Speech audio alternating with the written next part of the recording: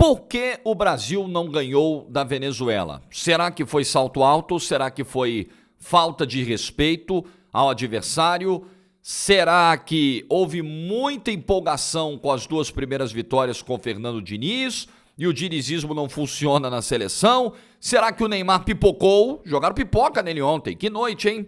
Vamos falar, a minha análise aqui será de Brasil e Venezuela. Vamos falar do tropeço do Brasil em casa, o primeiro tropeço nessas eliminatórias. Pedindo para você deixar o like do vídeo. Seleção é o seguinte. Ninguém se interessa mais pela seleção. Ninguém quer saber mais da seleção brasileira. Aí você faz um vídeo sobre seleção, você tem um jogo da seleção na TV, você tem uma live narrando o jogo, como eu narrei ontem no YouTube da TNT Sports. História de audiência. Claro que todo mundo quer saber da seleção brasileira. Ainda mais quando ela tropeça. Bom, antes de entrar na discussão, a avaliação que fiz do jogo, que farei com você aqui no vídeo do jogo, eu indico nessa data FIFA, entrar no site do Aposta Ganha, você tem lá muitas oportunidades, cotações para a rodada, jogos aqui na América do Sul, jogos nas eliminatórias europeias, tem tudo lá. Entra no site, eu deixo sempre o link, é o meu link para você se cadastrar, fica sempre no primeiro comentário do vídeo. Você entra, faz o seu cadastro, se diverte muito com responsabilidade. Imagina como se deu bem o cara que ontem foi no empate em Brasil e Venezuela. Nossa, mãe. Então clica no link que está aí no primeiro comentário do vídeo. Eu vou começar a análise pelo que abriu o vídeo, pelo início da minha introdução hoje. Teve salto alto? Teve desmerecimento do adversário? Eu acho que não. Não acho que o Brasil tenha desrespeitado a Venezuela. Não acho que o Brasil se comportou durante o jogo como aquela equipe que sabe que vai fazer o gol na hora que quiser. Não me passou essa impressão. Acho que faltou bola. Acho que faltou competência. Faltou melhor solução coletiva. Faltou movimentação. Faltou o jogo aproximado. Aquelas características muito presentes nas equipes do Diniz e que nós vimos, por exemplo, contra a Bolívia na primeira rodada, ressalvado o importante fato de se tratar da Bolívia, que é a pior seleção do continente e uma das piores do mundo hoje. Eu acho que hoje, e aqui está um cara que acompanha a Bolívia, e ontem viu o jogo contra o Equador o primeiro tempo. Hoje o futebol da Bolívia é comparado com aquelas seleções rabeira de eliminatória europeia, sabe? Rabeira de tabela, Ilhas Faroe, Gibraltar, é dessa galera aí, San Marino, proporcionalmente, né? Você tem 55 seleções disputando lá, aqui são 10, enfim. É nesse nível aí. Mas ainda assim, o Brasil fez, principalmente no segundo tempo contra a Bolívia, um jogo com a cara daquilo que o Diniz gosta de implantar nas suas equipes. Ontem nem 10% disso a gente viu. Ontem as jogadas não saíram, não fluíam. Tecnicamente, alguns jogadores em noites péssimas, e eu vou falar sobre isso já já. Então eu acho que esse foi o grande problema do Brasil ontem. O Brasil pecou por não conseguir fazer o seu jogo contra uma Venezuela que tecnicamente tem alguns bons jogadores, uma dupla de zaga que ontem sustentou bem a pressão, que não foi tão grande assim, tão eficiente assim do Brasil, é verdade, mas deu conta do recado. O Ángel e o Osório, uma boa dupla. Tem o Tomás Rincon, que é o volante rodado, experiente, capitão, joga hoje no Santos e tem feito bons jogos pelo Santos. Tem o Rondon lá na frente, que é experientaço. Tem o Soteldo, que entrou bem no segundo tempo. O Savarino, que jogou aqui no Atlético Mineiro. Não é um time de se jogar fora. Venezuela hoje não é o saco de pancadas que era há 20 anos. 20 anos atrás, nós estamos falando da eliminatória para 94, por exemplo. Aí nós estamos falando de 30 anos. Então é um período até maior. 30 anos atrás, a Venezuela era... começava a eliminatória, todo mundo sabia que a Venezuela ia ser a lanterna da eliminatória. Todo mundo sabia. Quem é a pior seleção? Venezuela. Quem é que vai ser o saco de pancada da eliminatória inteira? Venezuela. O que a gente faz hoje com a Bolívia é o que a gente fazia com a Venezuela. A gente pegava a Venezuela e passava o carro. Era a última colocada sempre, ou uma das últimas sempre. Hoje não é mais. Venezuela hoje não é saco de pancada, não. É uma seleção dentro dos seus limites, dentro dos seus problemas, até como país, uma seleção bem ok. E essa seleção bem ok não foi superada ontem pelo Brasil, taticamente e individualmente. Quero entrar no aspecto individual. Eu quero falar depois das pipocas que arremessaram no Neymar. Neymar sempre é um capítulo à parte na avaliação de seleção brasileira, aliás, de qualquer lugar, né? E eu creio que a gente tem que falar também do nível atual de competitividade do Neymar no clube. Esse problema, obviamente, que ele ia aparecer assim que surgisse o primeiro tropeço. É oportunismo, Jorge? Não acho. Mas entrarei já nessa questão. Então o Brasil pegou... Até me perdi exatamente qual era o ponto que eu estava indo abordar agora, que não era nem necessariamente sobre o Neymar. Acho que era nas questões individuais, né? Individualmente ontem, nós tivemos um Vinícius Júnior errando praticamente todos os lances. A bola caía no pé do Vinícius Júnior, morria. O Vinícius Júnior não conseguia passe, não conseguia domínio, não conseguia drible, não conseguia absolutamente nada. Nada. Richarlison. Mais uma vez, uma contribuição muito pequena para o ataque do Brasil. O Gabriel Jesus entrou e em pouco tempo melhorou a dinâmica do ataque, voltando para o campo de defesa para roubar a bola 2 vezes, para dar bote, correndo, lutando, indo para a ponta, indo para a área, voltando para a defesa. A convocação do Richarlison não se justifica pelo atual momento dele do clube. Estou tranquilo para dizer, porque foi a minha leitura depois da data FIFA passada, aliás, durante a data FIFA passada. Eu defendo que o Richarlison deveria ter sido barrado já para o jogo contra o Peru. Ah, mas como é que fica a cabeça do Richarlison? Você barra o jogador do primeiro para o segundo jogo? Nós estamos falando de profissionais. E no mundo profissional, no esporte de alto nível, você não rendeu, perde a vaga para quem está dando seta para te ultrapassar. Se fosse assim, o Scaloni na Copa do Mundo não teria mudado metade do time da Argentina do primeiro para o segundo jogo, porque ele poderia mentalmente abalar os jogadores que seriam barrados. E se ele não tivesse feito o que fez, a Argentina não teria sido campeã do mundo. Então eu acho que essa justificativa, se alguém apresentar e alguém defender a convocação e a manutenção do Richarlison do time titular por esse aspecto, eu não concordo, ela é frágil. No esporte de alto nível, de alto rendimento, você não tem tempo a perder. E com o Richarlison é uma perda de tempo. A presença do Richarlison no ataque da seleção brasileira é uma perda de tempo. Neymar esteve numa noite abaixo do que pode. Não foi uma noite tão ruim quanto a do Vinícius Júnior, que para mim foi o pior em campo do Brasil. Mas uma noite abaixo. E do Neymar nós falaremos à parte. Neymar é um capítulo à parte. Então, o Brasil teve muito jogo pelo lado esquerdo. O Rodrigo foi um dos poucos que se salvaram na noite de ontem. Fez até mais, se você comparar com o Vinícius Júnior, fez até mais flutuação pisada na área do que o próprio Vinícius Júnior. O Brasil teve do lado direito um pouquinho de melhora com a entrada do Ian Couto, que entrou bem no lugar do Danilo. O Danilo vai ser cortado, né? Estava até acompanhando isso aqui. Pelo lado direito, o Marquinhos ia lá de vez em quando fazer uma dobra ali na ponta, mas não saía tanta coisa assim pelo lado direito. Do lado esquerdo saiu um pouquinho mais. Mas se você for olhar quantos ataques aproximados, com vários jogadores chegando na entrada da área, pisando na área, trocando passes, movendo a defesa da Venezuela, quantos o Brasil fez no jogo? Poucos. Quando tinha, era com o Rodrigo se aproximando e olha lá. Aí tinha o Neymar tentando um chute de fora da área, o Casimiro tentando um chute rasteiro de fora da área que o goleiro pegou, mas uma defesa, uma área venezuelana pouco invadida pelo Brasil. Então eu não acho, honestamente, que houve desrespeito do Brasil. A cavadinha. Jogador dando cavadinha para a área, jogador tentando dar uma firula na hora ali de fazer um domínio. Eu acho que são recursos que os jogadores da seleção brasileira têm em abundância, muito mais do que os venezuelanos. Só que com um coletivo que ontem não funcionou, aliado a individualidades que também estavam abaixo, esse tipo de jogada não provocou efeito algum. E com a consistência defensiva, a competência, o mérito, porque o futebol é feito por 2 times da Venezuela, que se defendeu muito bem, que protegeu muito bem. E que tinha saída, tá? E que tinha o Darwin Matias incomodando na ponta esquerda, e que tinha o Sousa circulando bola no meio campo, e que tinha o Herrera também chegando na área. Não foi né? Tinha o Rondon correndo por dentro, o Córdoba correndo por dentro. Você olha assim, óbvio que a Venezuela não chegou tanto, mas chegava com alguns jogadores dando uns ameaçozinhos na defesa do Brasil.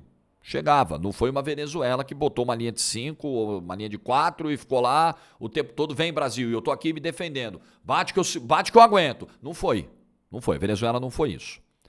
E nem foi uma Venezuela que pilhou exageradamente e violentamente o jogo.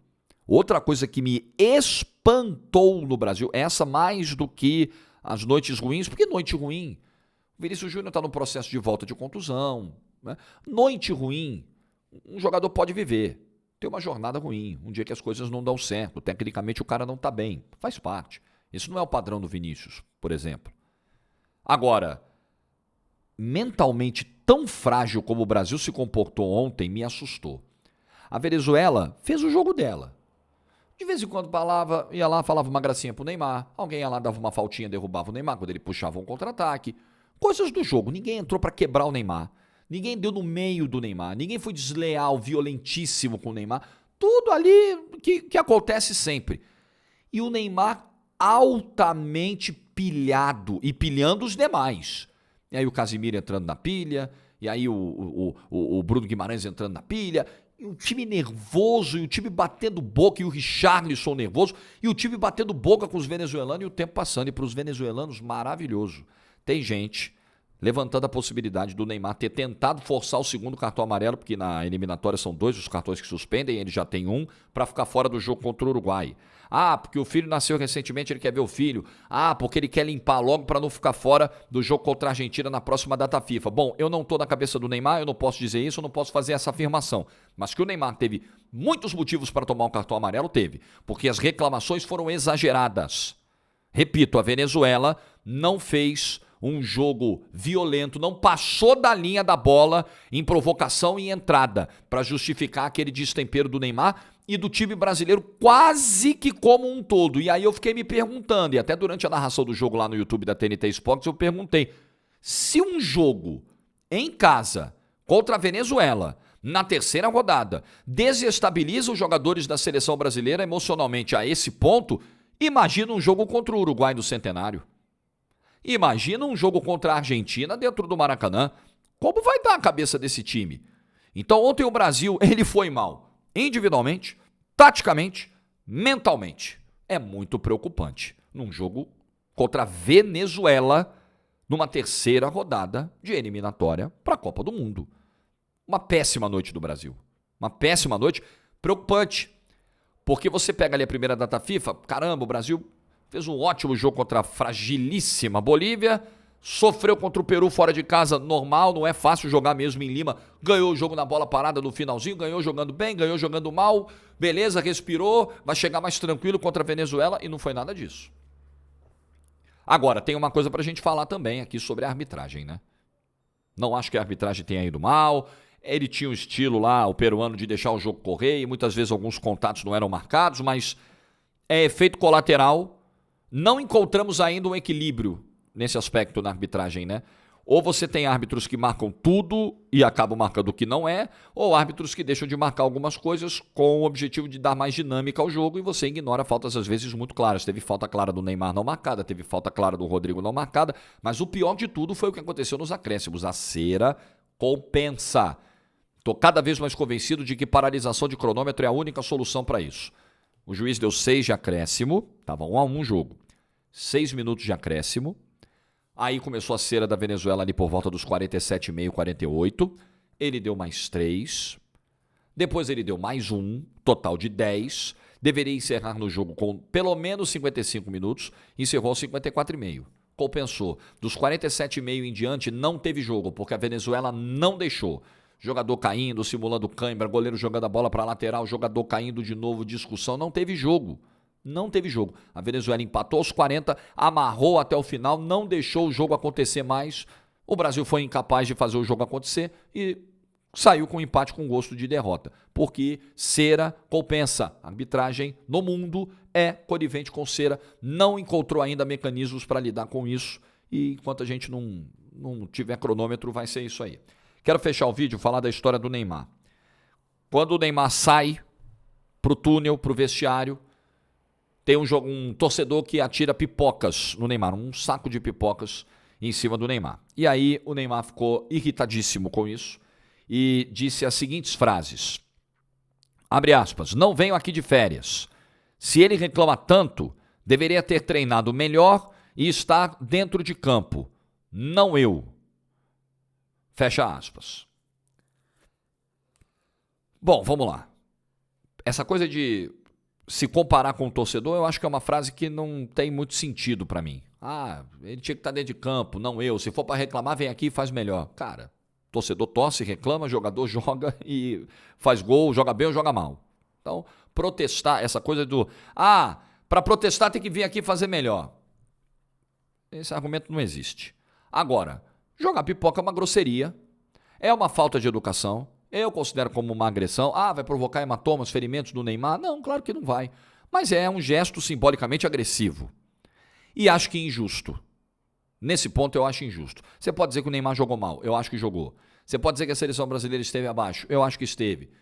Você pode dizer que a seleção brasileira, alguns até dizem que faltou respeito à Venezuela, eu não acho que tenha sido tanto, mas talvez o Brasil, na abordagem do jogo, tenha imaginado um adversário mais tranquilo do que realmente foi. Tá bom, até aí, beleza, vamos conversar sobre isso. Tô aberto ao debate até a mudar eventualmente de opinião. Agora, achar que o Brasil jogou de sacanagem, que o Brasil pipocou, que o Brasil, como dizem não vou nem usar esse termo, que o Brasil amarelou pra Venezuela, não acho.